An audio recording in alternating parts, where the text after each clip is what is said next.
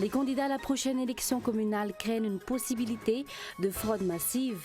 Pour la commune d'Abou-Mangakel, par exemple, les candidats dénoncent la malhonnêteté de l'État dont les représentants appuient ouvertement de la liste HVM pendant la propagande. Il n'y aura pas de délestage durant l'élection communale, affirme le directeur de cabinet du ministère de l'Énergie. Des mesures ont été prises avec les employés de la Djirama, ajoute-t-il. De gros moyens de lutte et plus de 600 pompiers ont été mobilisés pour lutter contre un grand incendie de forêt en Gironde, dans le sud-ouest de la France. Quelques 520 hectares de pinèdes ont été détruits depuis vendredi et le feu est désormais sous contrôle.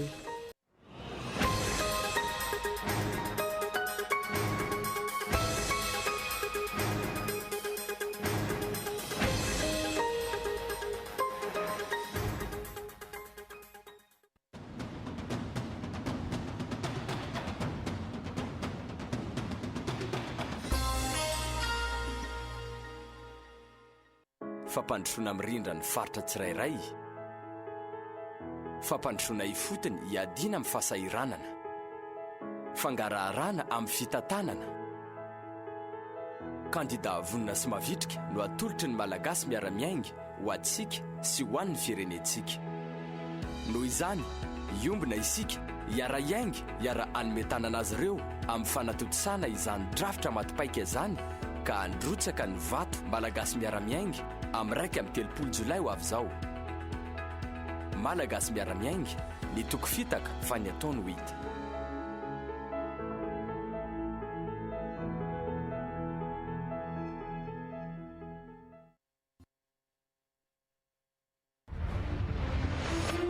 Ny kandida Mirana Rajona dia faly manasa ny vahoaka nankadikely lafy anatrika ny faradobika izay ataony ao amin'ny fofikry ankadikely ny alarobia 7 Jolay amin'ny 12 ratoandro. Anafana ny fotoana tsy liva. Tongava maro ary hiara entana Mirana Rajona laharana fahavalo. Tsy misy vidim-pidirana. Bentanana Mapa miaraka amin'ny président Yandry Rajoelina fa ny fitiavana no lehibe indrindra.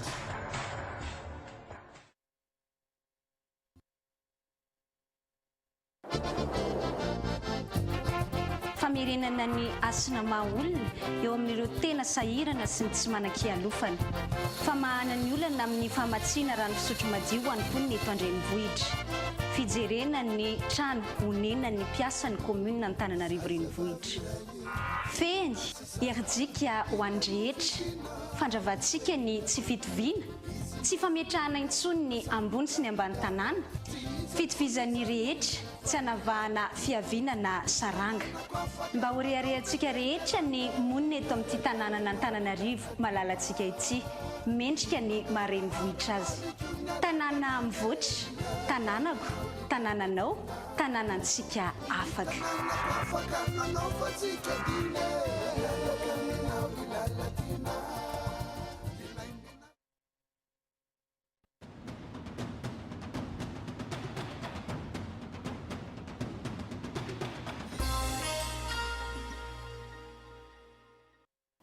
Bonsoir à tous et bienvenue dans ce journal sur Cool TV.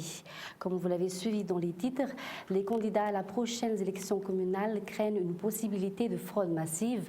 Pour la commune d'Abou-Mangakel, par exemple, les candidats dénoncent la malhonnêteté de l'État dont les représentants appuient ouvertement la liste HVM pendant la propagande.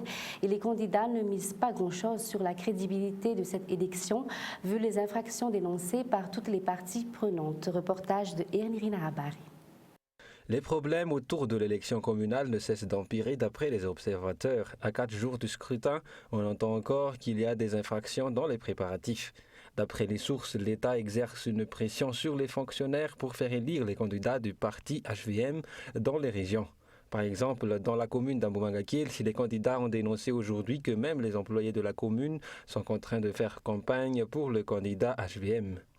D'après leur déclaration d'aujourd'hui, l'État ne montre aucune volonté de transparence dans la préparation de ces élections.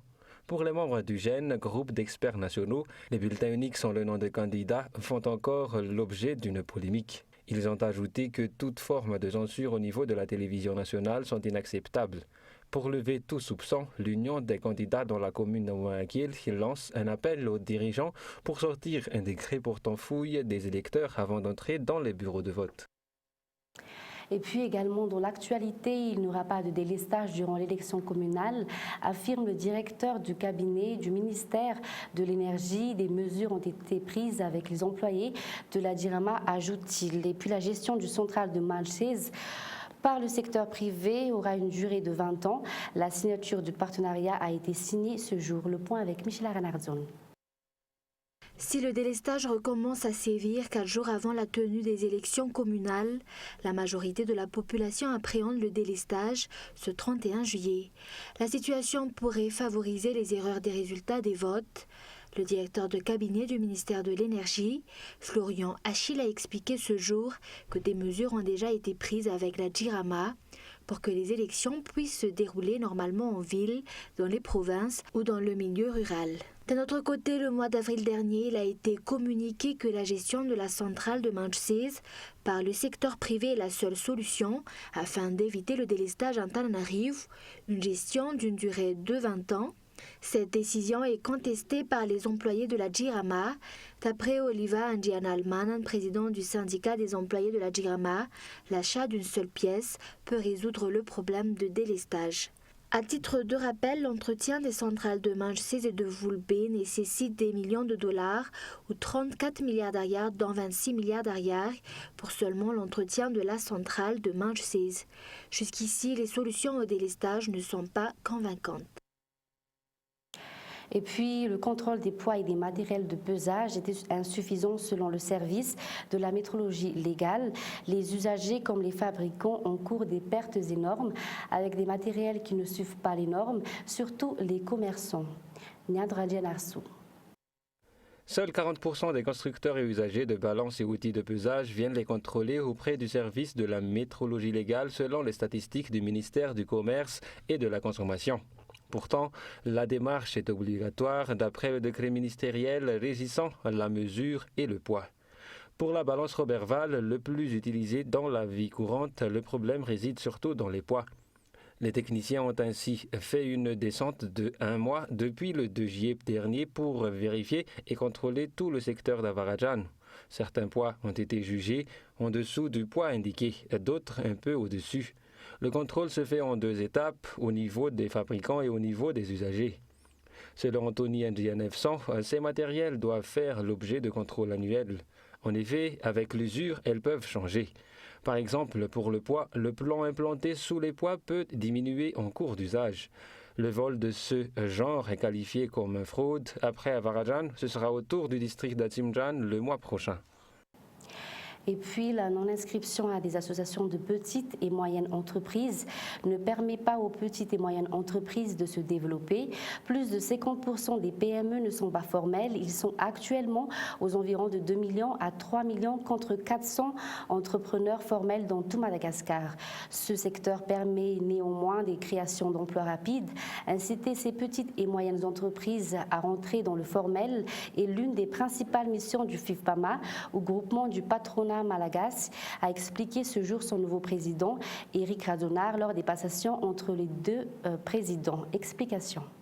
Notre objectif aujourd'hui, ce sera d'élargir le nombre de membres du FIFPAMA sur le plan national, puisqu'aujourd'hui c'est vrai que le FIFPAMA est présent essentiellement en Tananarive et Tuliar, et nous souhaitons créer des antennes supplémentaires dans les autres provinces et bien évidemment aussi augmenter le nombre de membres au sein de notre syndicat patronal.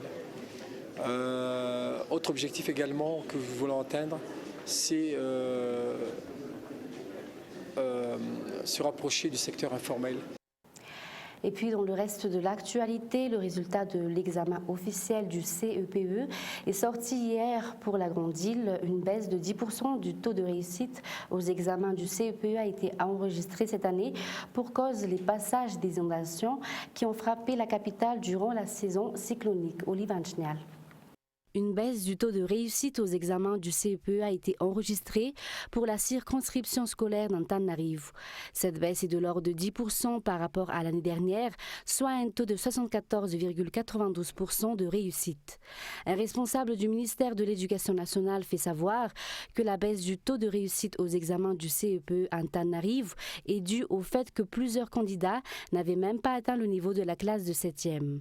Par ailleurs, plusieurs candidats, essentiellement ceux des bas quartiers, étaient également victimes des inondations qui ont frappé la capitale durant la saison cyclonique. Par contre, 321 771 candidats se sont inscrits à l'examen du BEPC qui se déroulera du 3 au 6 août 2015 sur tout le territoire national.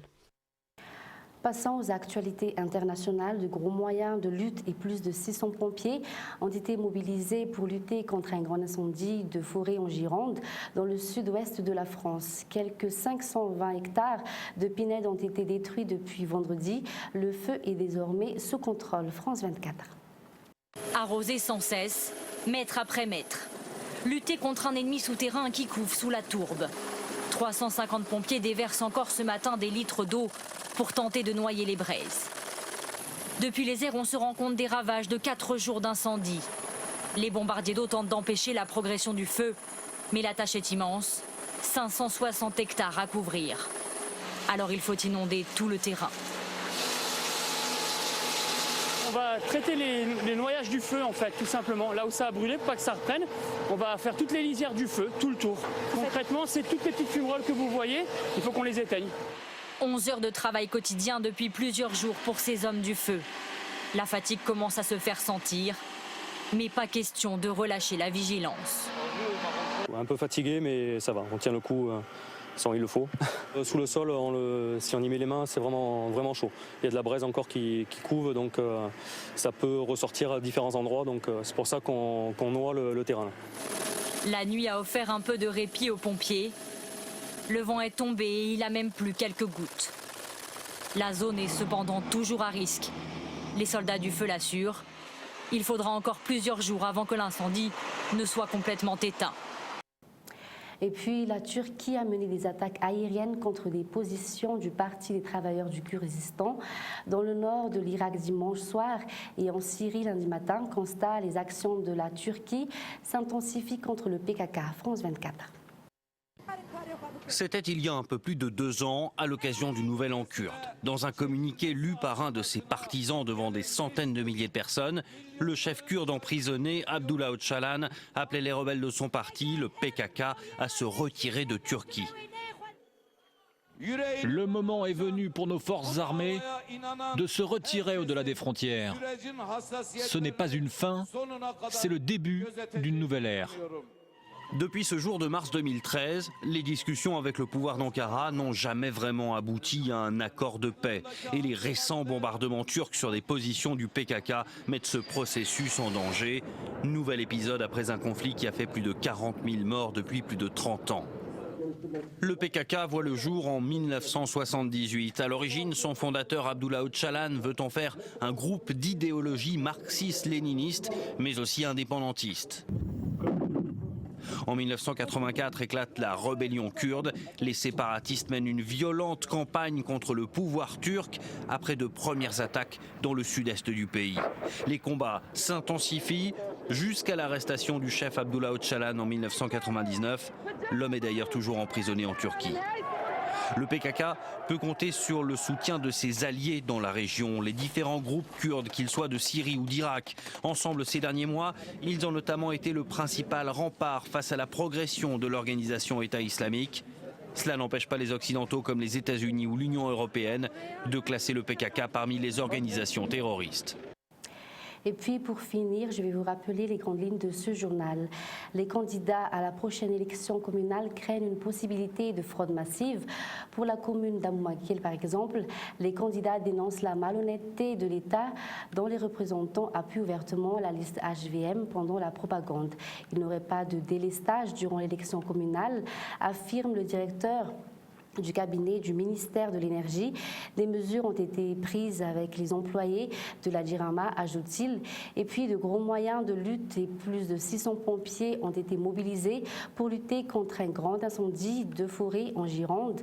Dans le sud-ouest de la France, et quelques 520 hectares de pinèdes ont été détruits depuis vendredi. Le feu est désormais sous contrôle. C'est ainsi que s'achève ce journal. Merci d'avoir choisi Cool TV pour vous informer. Bonne soirée à tous et au revoir.